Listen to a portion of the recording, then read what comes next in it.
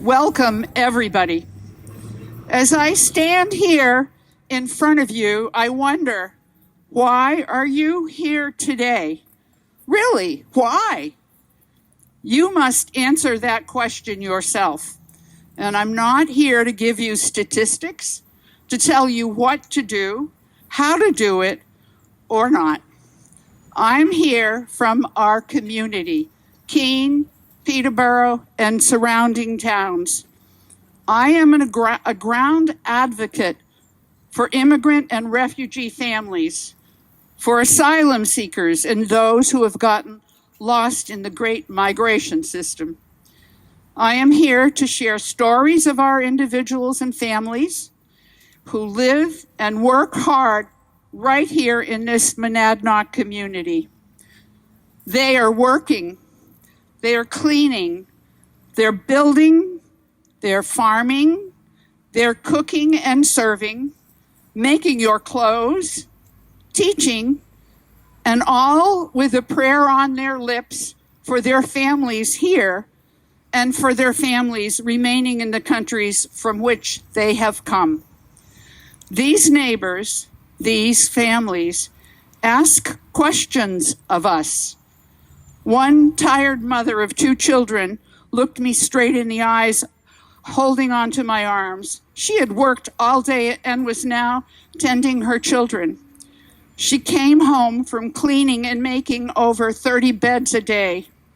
And she asked me with tired tears running down her face, "Judy, they don't get it. Why we are doing the work they don't want to do. And now our government wants to end working permits and do more deportation." I have accompanied a person, a beloved community member, to their physician.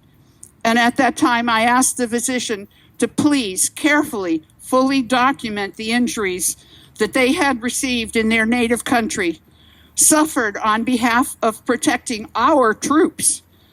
Now, those documents, those written words may make the difference in their life as to whether they stay or are deported. I have gone to soccer games and practices. In the last quarter of my life, I am learning to be a soccer mom. Good Lord, God bless you, moms. You all deserve angel wings. There is much joy to celebrate. And I have sat and waited for hours in a 104-degree parking lot in the Bedford ICE facility for a young couple to come out the front door, not disappear out the back door to some godforsaken other country deportation center. I have asked questions over and over again with a person my age, only 2 weeks younger, my God, in preparation for an upcoming naturalization exam. Each question I speak carries a prayer on my lips for them and for all those with hopes of citizenship at the time in this climate when many are now being refused, denied, deported at the last few steps of their process. Can you still hear me okay? Okay. Thank you, my dear. She's one of my favorite people. All of these folks I have spoken of are our own neighbors. They are coming from a life you and me can't even grasp. Many times I catch myself starting to speak the words, "I understand," and I stop and apologize. I embrace them and I tell them, no, I have no clue what it means, how it feels to know that your best friend has been captured by gangs, killed and body burned in your native country, and you are here and now you mourn at a distance. This is true. And how you survive with your children hiding underneath your bed, stifling cries as the danger of gangs pass by. Or how you made the long journey through many countries with your young child to cross that border to beg for safety. You and I, most of us, can hardly understand, much less believe this, as we live here in our challenging times. They are under the threat of separation, deportation, fear, humiliation, paranoia, racial profiling. And these folks still believe this is a better place for their family.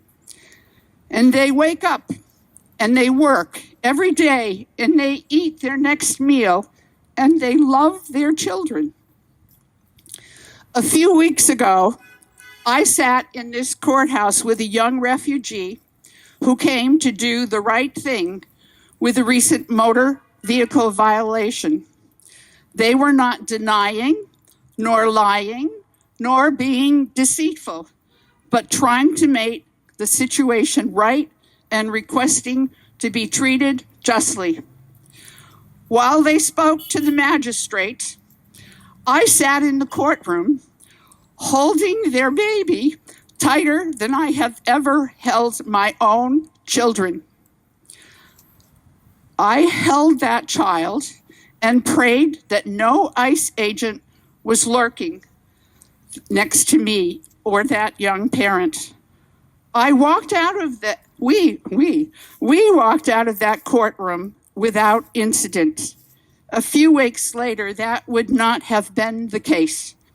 What I feared might have happened that day might very well have happened. And now it is happening to families, and they are being deported and forced to self-deport back to their countries. I was here yesterday.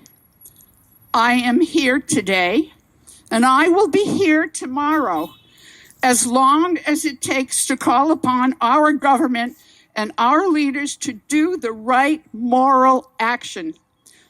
We need to be here in their faces. We need to ask them how their day has been. We need to demand justice and mercy. And as for me, I will continue to laugh. I will cry. I will sing. I will pray. And I will walk each day with my neighbors in this community. We have much work to do. So I am very curious. Why are you here today? Thank you for your time. Thank you for your walking with friends and neighbors.